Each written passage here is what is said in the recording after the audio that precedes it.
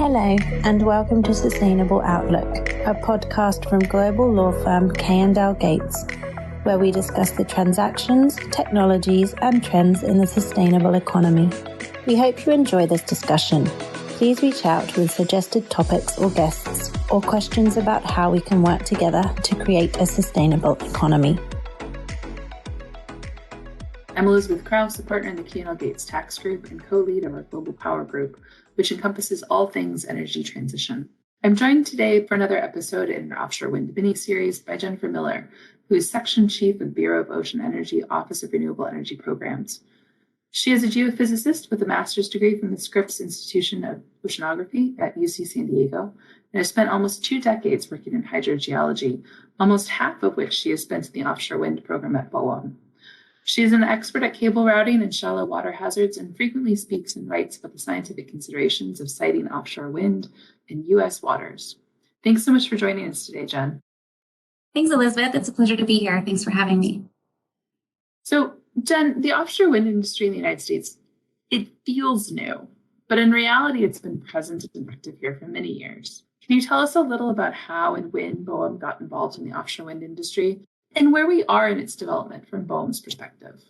Thanks, Elizabeth. That is a great question. And our BOEM's authority, the Outer Continental Shelf Lands Act and the Energy Policy Act of 2005, which expanded the Secretary's Outer Continental Shelf Energy Resource Management portfolio to include energy from sources other than oil and gas, covering renewable energy sources and alternative use of Outer Continental Shelf facilities. The Outer Continental Shelf Lands Act delegated this authority to the Minerals Management Service, which has now become BOEM. And that's really where our authority came and where the idea of having renewable energy authorization from BOEM began. In 2009, our regulations were written, and we started the leasing process and the area identification shortly after. We have now issued 27 leases on the Atlantic, and we're preparing to issue some leases in California at the end of this year. With the 27 leases that have been issued on the Atlantic, we have steel in the water on one federal facility, and that would be the Coastal Virginia project, where there are 2 6-megawatt turbines that were installed in May of 2020. BOEM has approved 2 construction and operations plans, and those are very big deals for the program. That is where the authorization of a facility and the construction has occurred. The lease issuance only allows for site assessment and site characterization activities. Site assessment includes things like installing a meteorological tower or a meteorological buoy, and that is to assess the wind resource and further establish the construction and operations plan development and how the facility will be designed. We're pretty far along on the Atlantic with those 27 commercial leases and the 2 approved construction and operations projects. And in the Pacific, we're following right behind with the potential issuance of a lease for 3 areas off of Morro Bay and 2 areas off of Humboldt. In Oregon, we have issued a call for information and nominations. That's much earlier in the process. And we're in that same call for information and nominations in the Gulf of Mexico and an area in deeper waters off of the Atlantic. We call that area the Central Atlantic. Thanks so much, Jen. It sounds like you've been really busy. You mentioned BOEM's role in lease auctions. And I think a lot of folks in the industry, the renewable industry, and maybe even all over the country, are aware of the New York Bight auction that was just a few months ago. And despite the history here, despite the fact that you all have been busy for years now, it's tempting to look at New York Bight as an inflection point, if for no other reason than because it raised more than $4 billion. But the Carolina Long Bay auction that followed was much more normal. Was New York Bight just an aberration? So we have always had the experience where New York is a premium market. And so the forces that are at play in New York are not necessarily at play at other places in the country. The state of New York is very much behind offshore wind and has developed a lot of state policies that ensure development. And there is a very large market. In addition to that, the cost of energy is very high in the state of New York. And all of those factors combine to result in higher sales prices at the auction. And you do not have those same forces at play in areas like North Carolina, where the cost of energy is much lower and certainty to market is also quite a bit lower. I would say that there is a tremendous amount of energy around offshore wind in 2022 that maybe was quite a bit different in 2018 during our last sale or 2016. But if you look back at the record, you will see that New York has gotten a premium. Even in the 2016 sale, we increased an order of magnitude as far as the revenue from those sales. I think that one at the time was $426 million, and it was mouth dropping because that lease sale actually generated more than the oil and gas lease sale for that year. Oh, wow. Wow, that's impressive. So these auctions are obviously pretty impressive, at least from time to time. Where does the money go? That's a great question. We get asked that one quite a bit. Like, does this money go into BOEM's pockets? And it does not. It goes to the same general fund that your tax dollars go to. And so the money that is generated from these auctions, it goes to all the same places where your taxes go. And BOEM does not control how that money is spent. It's controlled by Congress. So maybe it'll help fund some of these new energy credits we're all hoping for. We'll see. Let's change tack just a little bit. BOEM obviously is a government agency and it's got a regulatory role, but it's also deeply engaged in preparation for development on the Outer Continental Shelf. You mentioned the Outer Continental Shelf several times earlier. It's obviously very important to what you do. What is the Outer Continental Shelf?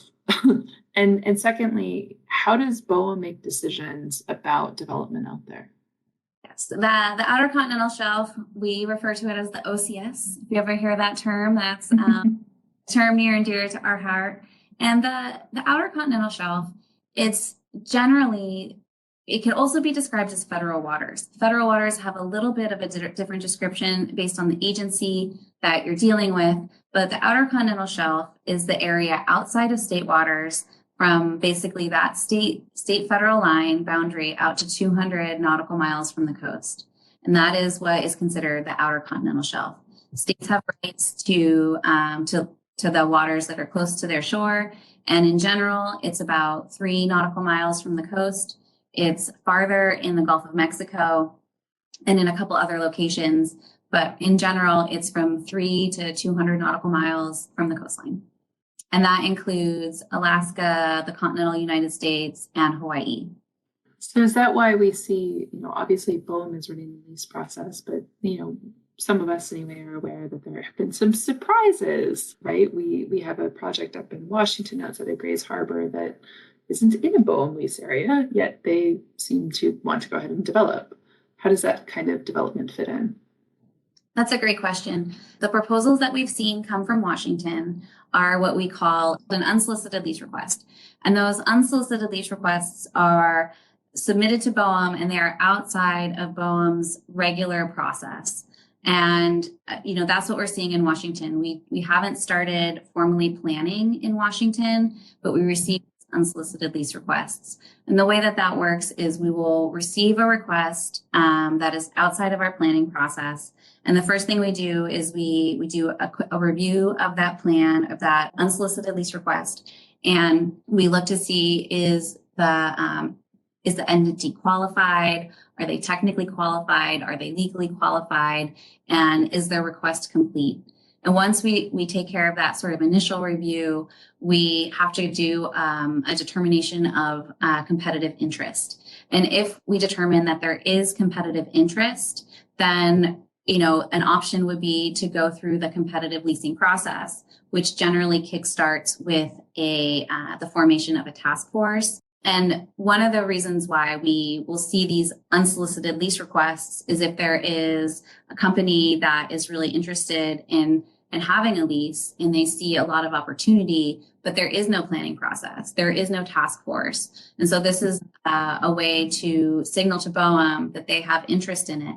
And then if there is competitive interest, we'll follow the traditional path that we have established for competitive leasing, which, as I mentioned, generally begins with the formation of a task force. And in the competitive process, that usually a state will request BOEM to form a task force. And that would be the beginning of our area identification process. I see. So it does have something to do with the state, but not quite in the sense of where the waters are. How do you all go through some of those decision-making processes? And why does BOEM need talented folks, geophysicists indeed, like yourself on staff to do its job?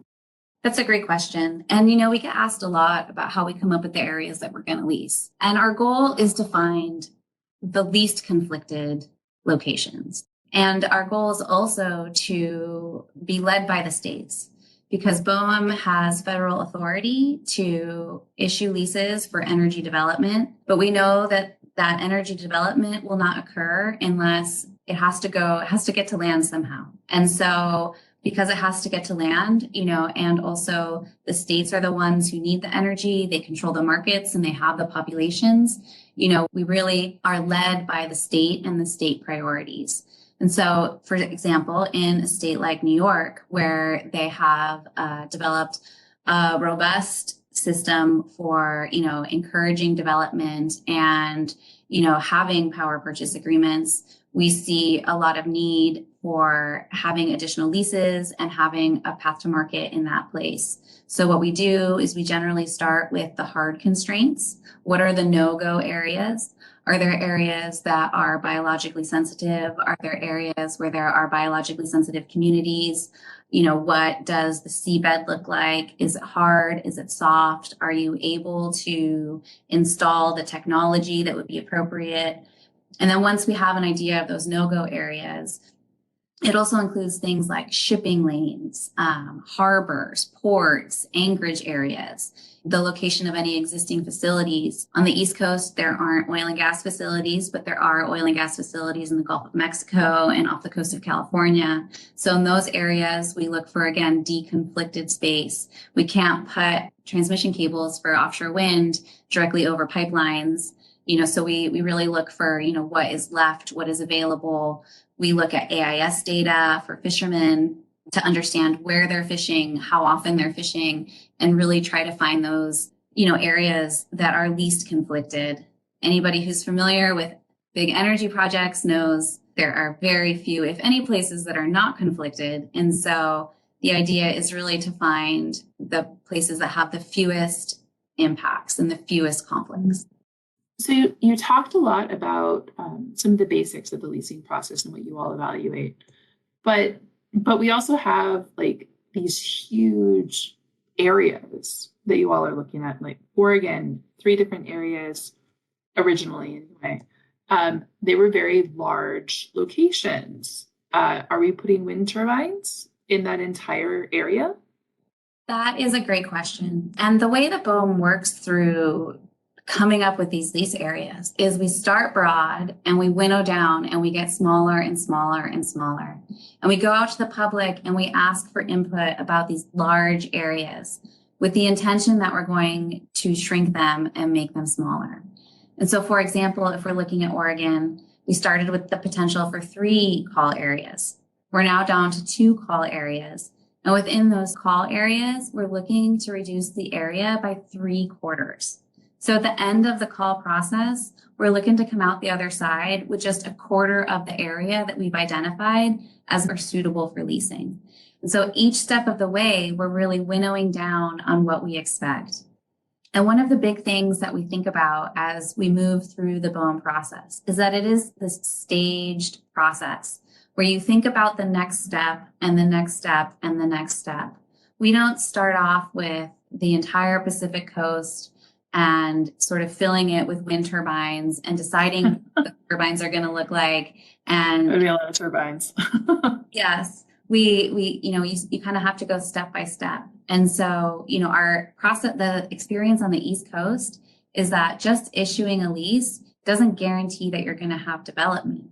One of the things that really needs to be in place to turn a lease area into a project is having a route to market, having somewhere where a lessee has certainty that they can sell their power.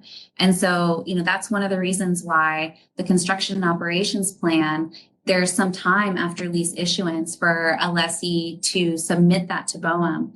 Not only do they have to go out and collect an incredible amount of information about the environment, about the wind resource, about the seabed, about the engineering, but they have to provide all of that information to us in a way that can be analyzed to say, is this a good project? And that we can go to our interagency partners and we can, put a very, very fine review on all of that information to make sure that we agree with it, that it's robust, and that we think it makes sense. And so that's why the very critical environmental review is done at the COP stage and not at leasing, because at leasing, we don't have certainty that these areas are going to be developed, and we don't have the detailed information that we rely on to do these very detailed environmental reviews. I'm sorry, just to be clear, what is the COP stage? So the COP stage is when we're reviewing the construction and operations plan. It typically takes about 2 years to review the document. It must be a pretty meaty document. Oh, it is thousands and thousands of pages. I have read many of them. And they evolve. What we're seeing right now is the construction and operations plan, or the COP, as you'll hear everybody in BOEM refer to it as. There has been a strong push starting, maybe like 7 years ago, where the lessees will submit the construction operations plan as a project design envelope. And so what a project design envelope approach is, a lessee will propose a range of turbines, a range of turbine sizes, a range of layouts, maybe a couple of different export cable routes. And as they move through their process, they keep winnowing down and refining what they're going to install. But we look at everything so that they have the flexibility to determine what facility ends up being the best fit for their location, based on the interagency review of their project, and we don't miss anything. Yeah, that flexibility is really essential in order to get the project actually built. Technology is advancing so fast, so incredibly fast. The Coastal Virginia offshore wind project, they installed 6 megawatt turbines. Those are nearly obsolete at this point in time. Oh, wow. We are seeing, I have not seen a COP that included 6 megawatt turbines in a while. Most of them are, I would say, 12 megawatts and higher. Wow. Yeah. Some really big blades out there for sure. If you talk to anybody who's optimistic, you will hear about the 50 megawatt. Yeah. Well, and then also, the pipe dream maybe of a 20 megawatt turbine. That will be impressive. And that's what makes these projects efficient. Like, they really are gaining efficiencies by economies of scale. And it's not how many holes can we poke in the seabed to put in more turbines. It's how can we extract more energy with fewer facilities. And so what that leads to is a technology race to collect more energy out of the existing wind and install fewer turbines. Because every time you're out there, you're putting lives at risk, you're using fuel, you're using these high value day rate vessels, and quite frankly, it costs a lot of money. And when it comes to offshore wind, the profit is so tied to your installation costs. Because once these facilities are up and running, there is maintenance cost, but it's very minor in consideration for the whole project.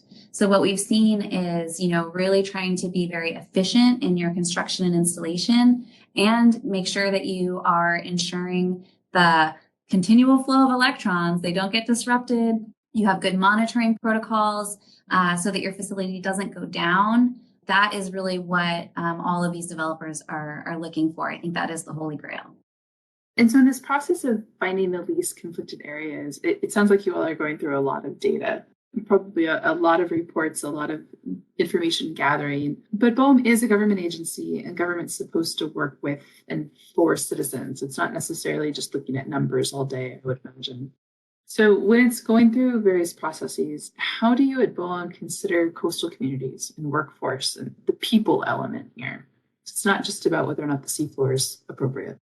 Yes. And so, part of our process is we solicit information and comments in a number of different ways. And so when we're going through area identification at the very beginning of the stage, there are multiple places for public comment and public outreach. BOEM goes out to the communities that we are looking at potentially leasing in, and we talk to those communities about the program. We talk to them about the timelines. We talk to them about the steps. We talk to them about the areas, and we listen. We listen for, what are their concerns? What do they have recommendations for improvements? And we've actually seen quite an evolution in, most recently in some of our lease stipulations where, we've been hearing for a number of years, there are major concerns about, the workforce development, making sure that we have an American, union-based workforce. And there were concerns about supply chain. And so part of, some of our new innovations are bidding credits for workforce and supply chain development. In addition to that, there has been the addition of strong encouragement for project labor agreements, trying to make sure that these jobs are American jobs that help American families and that benefit some industries that have been left behind for the last 30 years. Revitalization to, U.S. ports, I think, is very important. And, that's how we are trying to make sure that as these projects get built, they benefit, not just our electrical grid, but the Americans that are using that electrical grid as well. So when we were prepping for this call, you gave me a really great example because I was kind of needling you as far as what BOEM is thinking about as far as, sort of ongoing impacts, right? Obviously you're very concerned about what's there now, what areas of the seafloor are there, what areas of the sea itself are available. But we also need to think about the ongoing impact of offshore wind. We don't want to make some of the mistakes, maybe that's too strong of a word, that some other industries have made at sea. And the example you gave me was about earthquakes and the impact on turbines versus oil platforms, which I thought was great. But really the question now is, how do you think about the long term, right? Or is this just one decision that's made now and then BOEM just moves on? When we look at the construction operations plan, which is the part of our process where we really get to review the facility that's going to be built, and we have a very detailed review of it, that plan includes operation, maintenance, and decommissioning. And so we look at this project at the very beginning when we get that construction operations plan prior to any build out, before the construction of any facility has been approved. And we think about all, cradle to grave, I think used to be the term. And so we really think about, is the financial deposit that is done at the beginning, is that going to be large enough for decommissioning? And how do we evaluate that? And how do we calculate that? There are monitoring requirements in the construction operations plan. And if they're insufficient, there can be terms and conditions that are included above and beyond that to make sure that the monitoring is sufficient and meets BOEM's needs and our interagency partner needs. We work very closely with the states to make sure that anything that they need, any of their concerns, any of their priorities are included in our construction operations plan process. And that's through the Coastal Zone Management Act. Basically anything that is current law for the state, we have to, or a concern, they have an ability to make sure that we are consistent with their consistency determination. So those are some of the places where we are thinking long-term. And if you're talking about, some of the more physical aspects of it, as a geologist, I'm always thinking, and so, and especially as we move to the West Coast, I mean, that's where you really have hazards that frankly you just don't have on the East Coast, at least geohazards, earthquakes, if you go to Hawaii, we're talking volcanoes and, Oregon, and there's tsunami risk. All of those things are things that we consider when we're reviewing and are evaluated before a lease is issued, while a lease is issued, and during the review of the construction operations plan. I think one of the ways to illustrate this in a way that we're already doing is maybe looking at hurricane risk.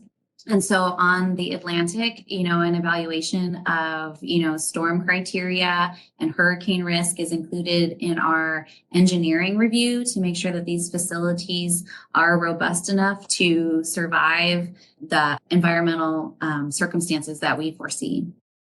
All really good efforts to make sure that what gets built out at sea doesn't come on land in an unexpected way. Yes. Jen, thank you so much for joining us today. This is great. Thank you so much for educating us on some of these nitty-gritty bits and pieces in the BOEM process. It's really encouraging to know that you all are putting so much thought into this.